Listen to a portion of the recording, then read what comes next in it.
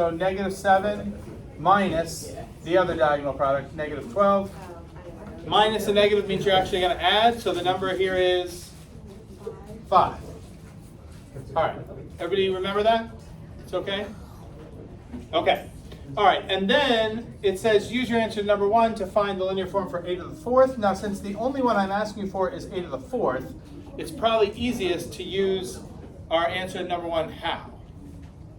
Like, what would be the most direct way to get linear form for a to the 4th, given that we know a squared is linear form already?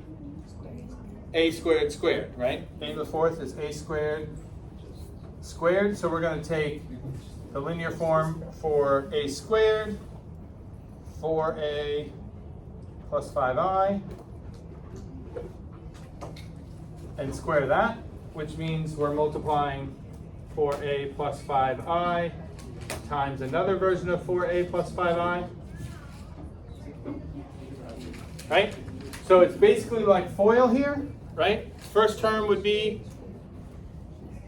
16a squared. Okay, then what's going to follow that?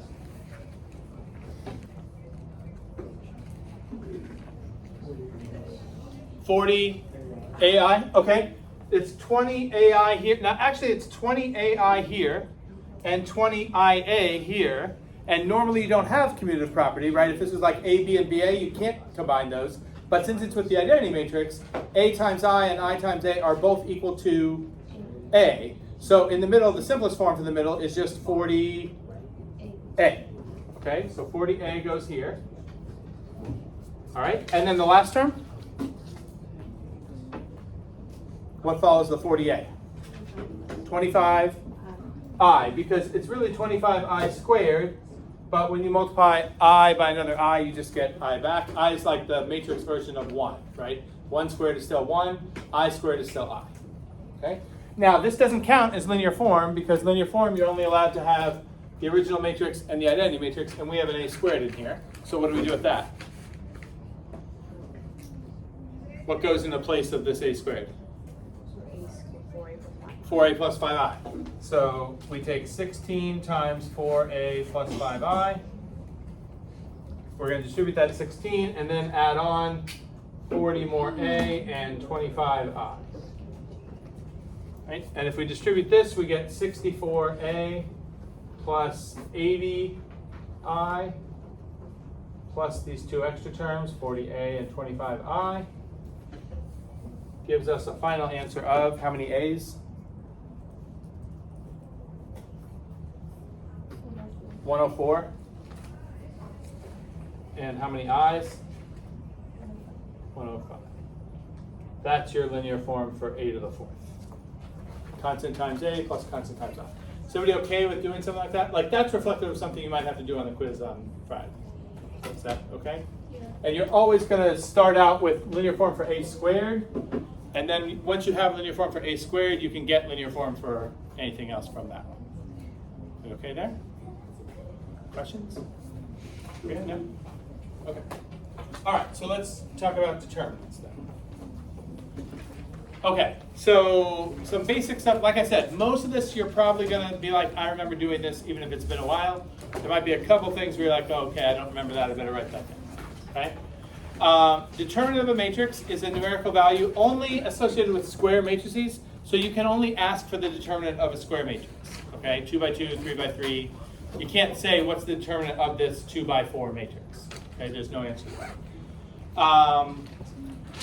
You can calculate determinants in a bunch of different ways depending on the size of the matrix. There's actually lots of different ways. We're only really going to focus on 2. Okay, one of them is unique to 2 by 2. We're going to do that because it's simple and convenient, and it relates to what we did when we did linear form of a matrix, because that Q value is the negative of the determinant. But this technique is like unique to 2 by 2s. It works fine for 2 by 2s, but doesn't really extend to larger matrices. So I'm going to show you another method which works all the time, but I wouldn't use it instead of the shortcut for 2 by 2s. I still think this is the best for 2 by 2s, but you are going to have to find determinants of larger matrices, and when you have to find the determinant of something larger by hand, if you don't have a calculator, then this other method called expanding by minus is going to be the way we're going to do that. Okay? So first, for 2 by 2s, this is the basic idea, right? it's the same kind of thing we were doing when we found Q in linear form. You're using diagonal products. The big difference is for determinants, you do the main diagonal first. And since it's difference of the diagonal products, order matters. So you have to remember to do AD first and then subtract BC. Okay? This, by the way, in our hallway, like famous math things, this makes the list questionably, I feel like. Some of the other stuff that's up there is like quadratic formula, fundamental theorem of calculus is up there, and then like finding 2x2 determinants is up there. I don't really think it's like the same level of notoriety, but I feel like we had a blank space there and they're like, let's just put that.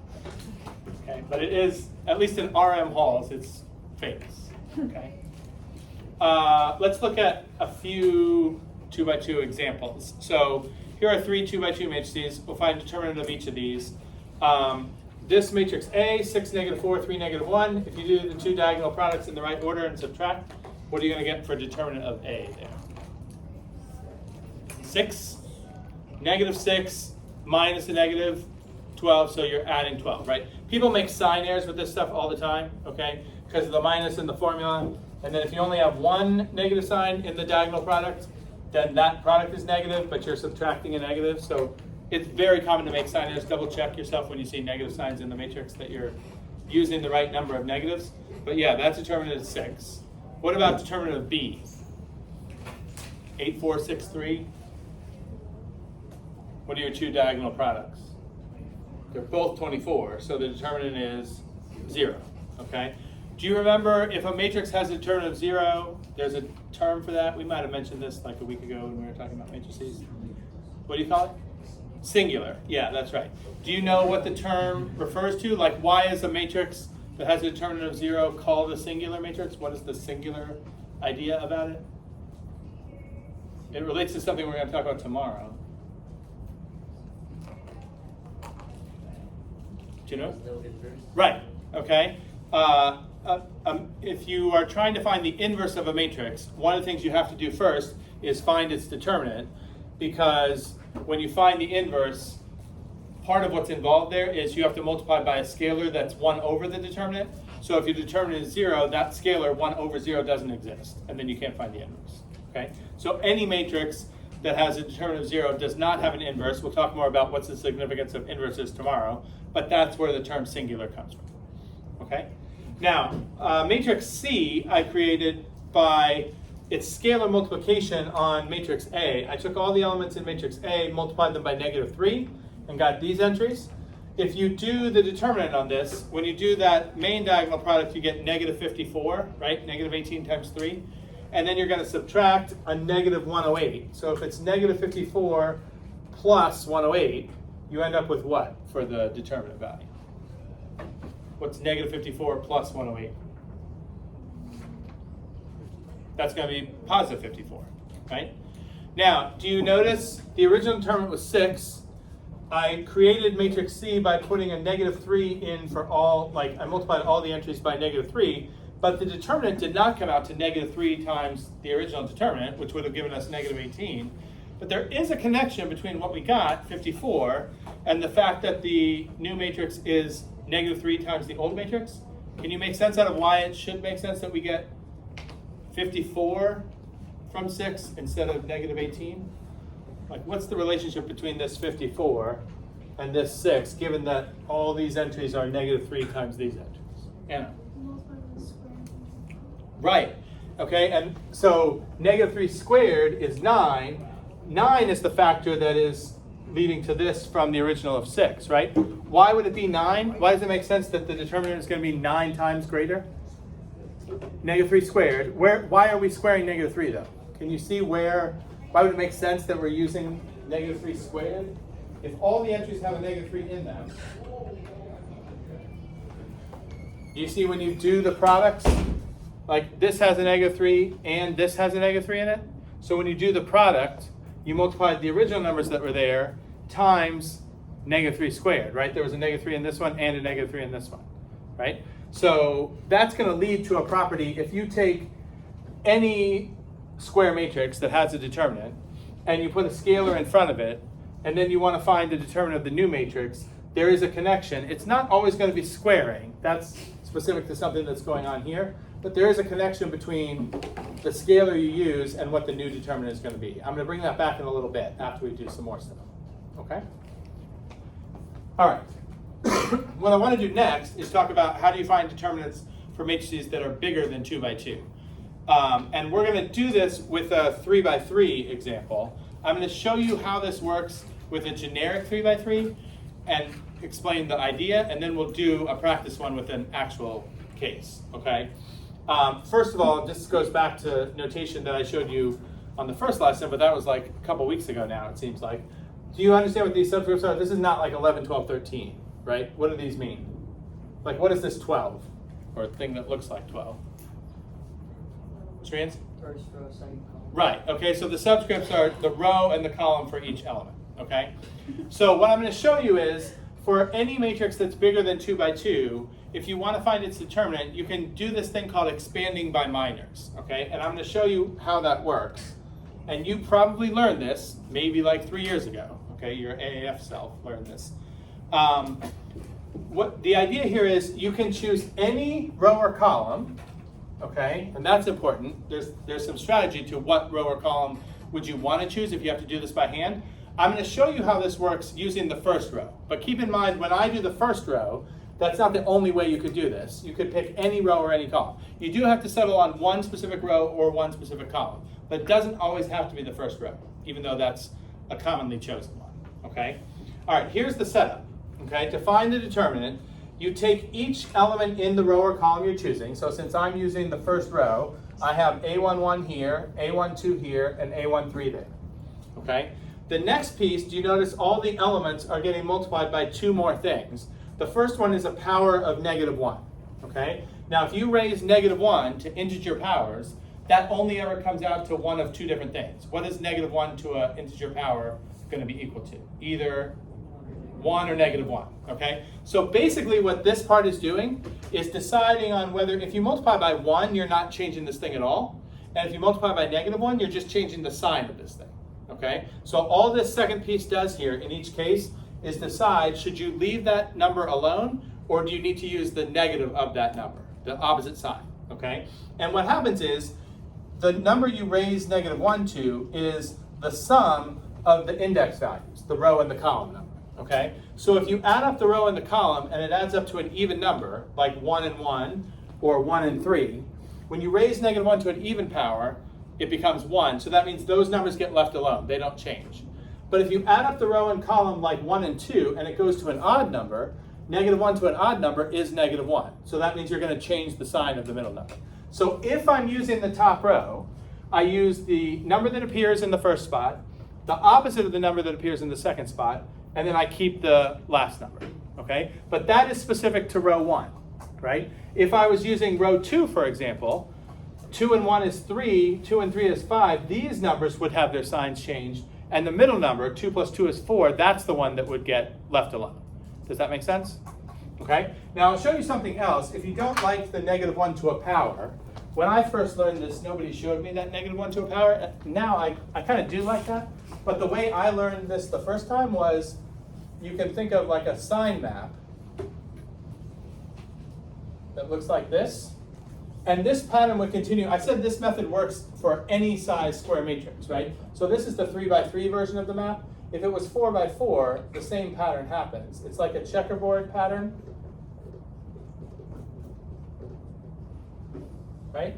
So this will tell you, if I think of these pluses and minuses as like positive ones and negative ones, so anywhere that's in a plus spot, that number gets left alone. But if the number's in a minus spot, you use the opposite of the number, okay? And the pattern is always, upper left corner is always 1, 1, so that's going to be a plus every time. And then as you go along the row, it always alternates, because it goes even, odd, even, odd.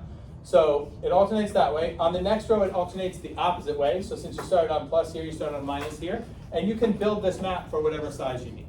So if you want to use this, instead of worrying about the -1 to a power, they both tell you whether you should leave the number alone or change the sign. Does that make sense? Okay. All right, then the last piece here, do you see, to find this 3 by 3 determinant, you end up having to find some 2 by 2 determinants in the process. These are what are called the minors, okay? The minor of an element in a matrix is a new matrix that's one size down from the original matrix. So all the minors of the elements in a 3x3 are 2x2s. And the way you figure out which elements in the matrix are the minors for a given element is you start with the element and you eliminate the row and the column that contain that element, and what's left is that element's minor. Does that make sense? So the minor for the top left spot is this group of 4 elements down here. Okay? But if I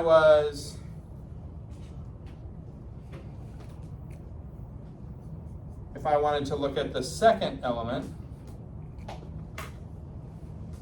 the A12 element, cross out the row and the column that contain that, the 4 elements that are left in that order form A12's minor. Does that make sense? So you eliminate the row and the column that contain the element. What's left is a 2x2 matrix, and that you need to find the determinant of that 2x2. Okay?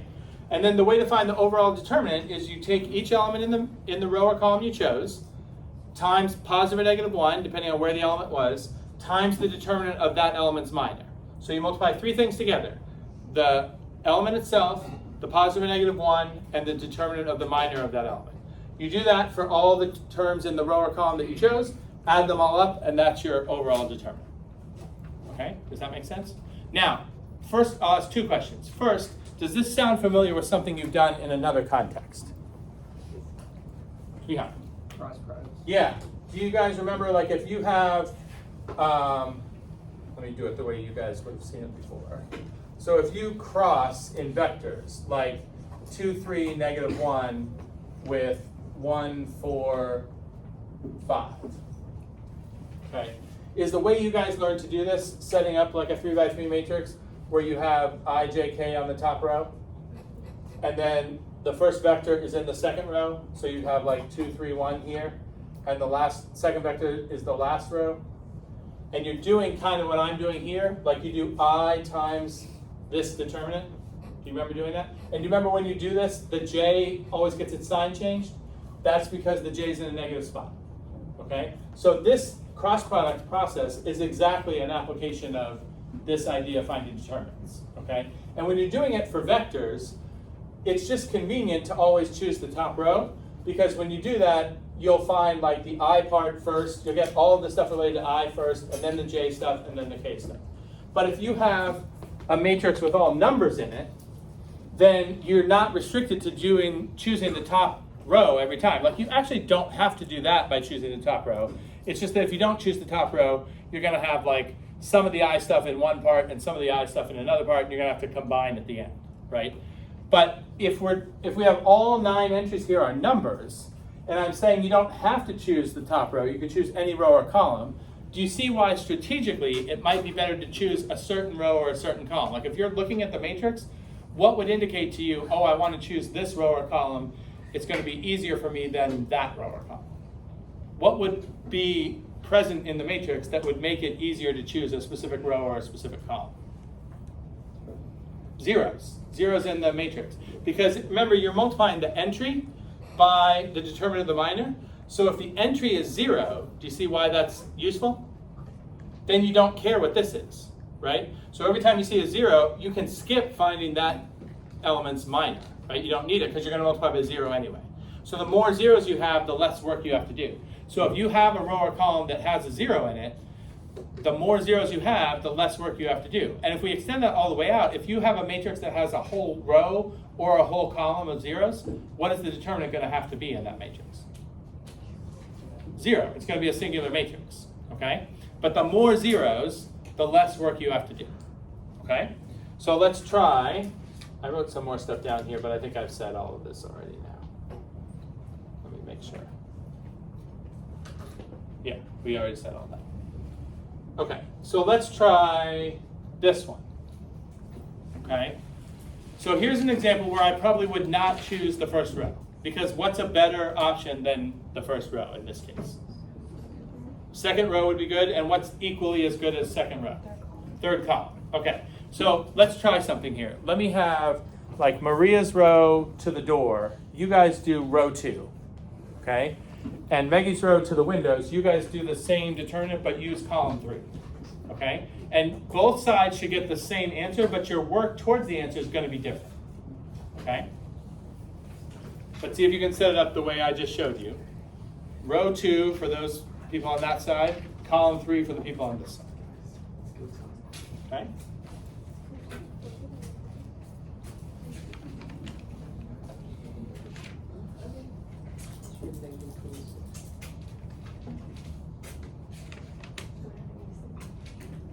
What should be the same?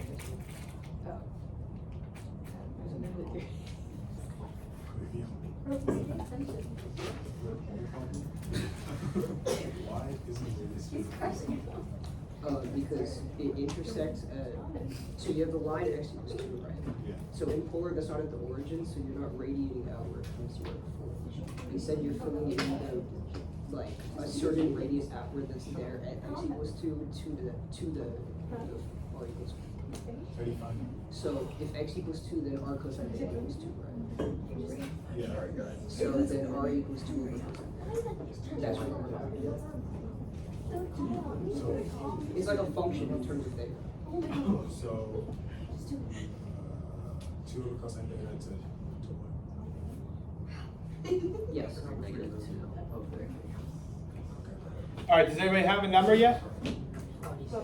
Yes. What'd you get? 26? 26? Any 26s? 26? All right, and you guys were doing column 3? Any row 2 people over here get 26? 26? Okay, good. Why did I just not get that at all? What'd you get?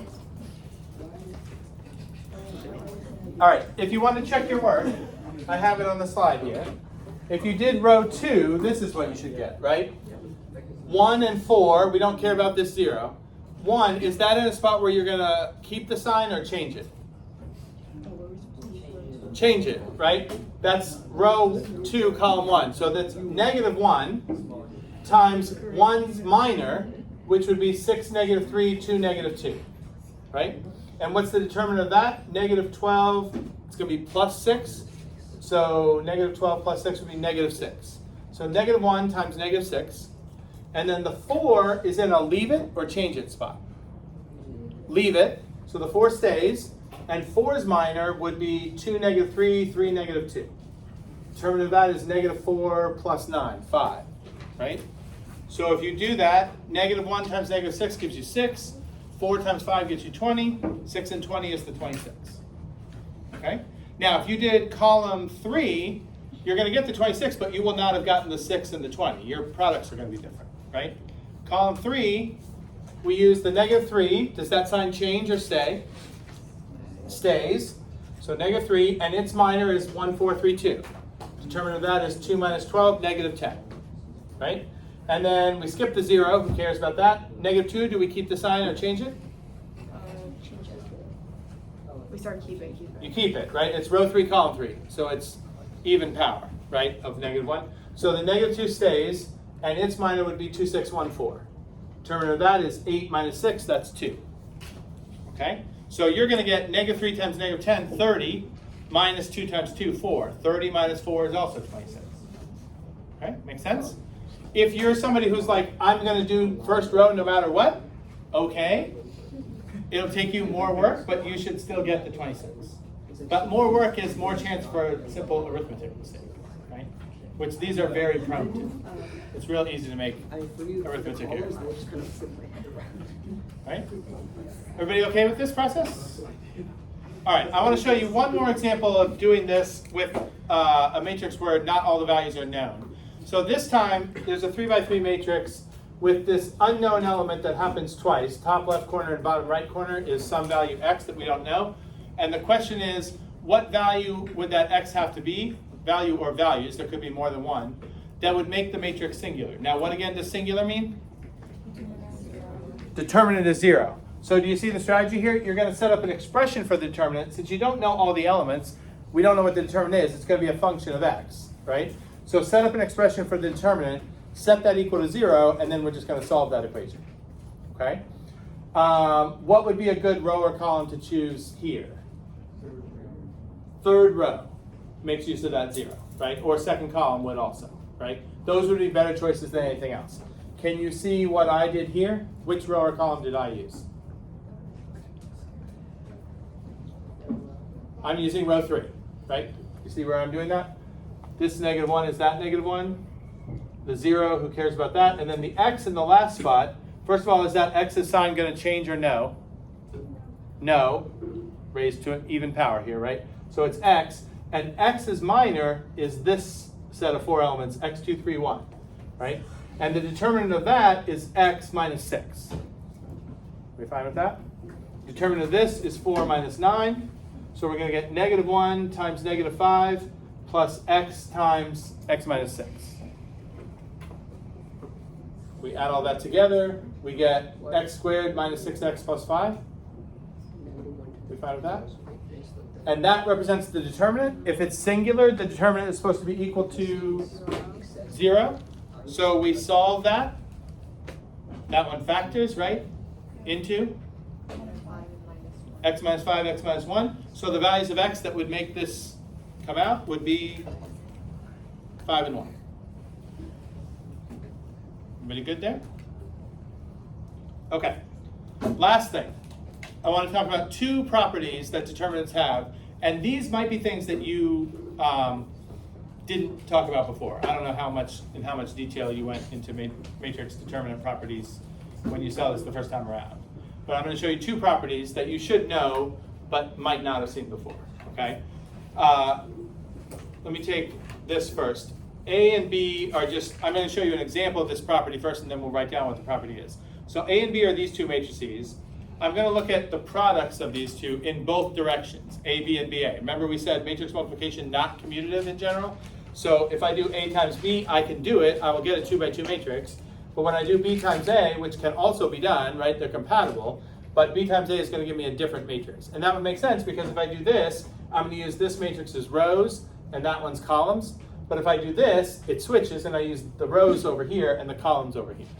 Okay? We're a little bit short on time, so I'm going to save you having to multiply these yourself.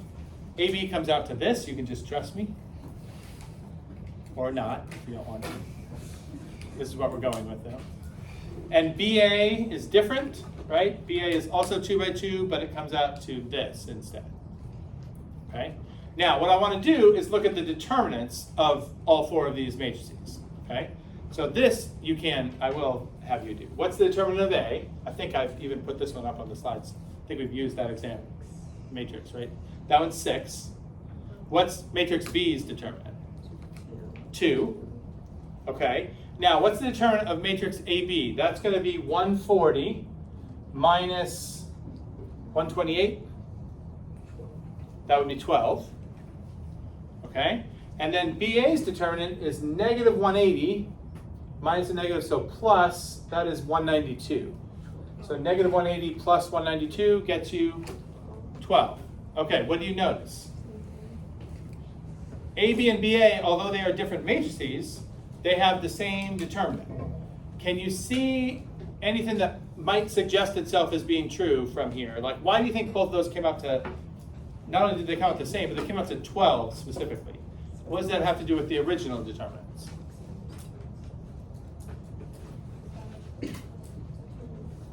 Yeah, the product of these determinants is the determinant of the product of the matrices, okay? This is a property that is not proven by this slide, but is true. Determinant of AB is equal to determinant of A times determinant of B, okay? And we know matrix multiplication is not commutative, but regular multiplication is. This is regular multiplication, right? This is a number times another number. So we know determinant of A times determinant of B is definitely also equal to determinant of B times determinant of A. But according to this property, determinant of B times determinant of A should equal determinant of, if determinant of AB is determinant of A times determinant of B, then determinant of B times determinant of A should be determinant of BA, right? And since these are the same, that means determinant of BA will equal determinant of AB. That's true. Beyond. Does this track for a 3 by 3? Yes, this is, although I'm only showing it to you in the 2 by 2 case, it's a general determinant property. So now the only thing is, only square matrices have determinants, but you would only be able to multiply 2 square matrices together if they were the same size, right? So if you have 2 3 by 3s, determinant of that product is determinant of the first one times determinant of the second one. that works, okay? Now, I didn't prove it here at all, right? I just showed you one example. There is a proof of this just in the 2x2 case that I have on this slide. This is for your viewing enjoyment only, okay? You do not need to know how to do this. I will not ask you to recreate this. IB will not ask you any matrix questions, remember? So they definitely wouldn't ask you this. But all you're doing to prove this in the 2x2 case is, instead of using a specific example, we use generic ones, right? And there's just a lot of algebra here that shows that everything works out. Okay? You don't have to know that, but you should know the property. Determinant of AB is determinant of A times determinant of B. That may come in handy later, okay? Now, there's one more property, which has to do with that scalar multiplication thing I just showed you at the beginning. Remember we said I started with a matrix whose determinant was 6. I multiplied the whole matrix by -3, and the new determinant was 54, which you guys said was because the -3 got used twice. So the new determinant was -3 squared, 9, times the old determinant, okay? I said that's true in this case, but going with what Vihan just said about, what about larger matrices, what if my original matrix had been a 3x3, and I did the same thing? Let's say the original matrix was a 3x3, but its determinant was still 6, and I had multiplied everything by -3. What do you think the new determinant would be in that case if it was 3x3? Would it still be 9 times the original? What is your guess? If it's 3x3, is that going to matter? Or is that squaring thing just always the property? Like we always square the scalar? Can you make an argument for why the new factor would be something other than 9 if it was 3x3? Yeah? Or like K cubed.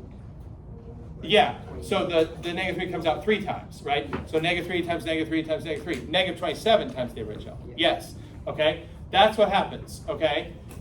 If A is an n by n matrix, so the size of the matrix determines exactly what's going on with this property. If you put a scalar into the matrix and you want to find the determinant of the new matrix, that scalar comes out that many times. So it comes out twice in a 2x2, but it will come out 3 times in a 3x3, 4 times in a 4x4, and so on. So the scalar comes out to the power corresponding to how big the matrix is, and then you multiply by the original determinant. Okay? Make sense? Okay, that's it for determinants. Okay, so you're going to do homework 3 tonight, then we'll do the inverse stuff tomorrow, and that's the stuff that the quiz will end with. But the quiz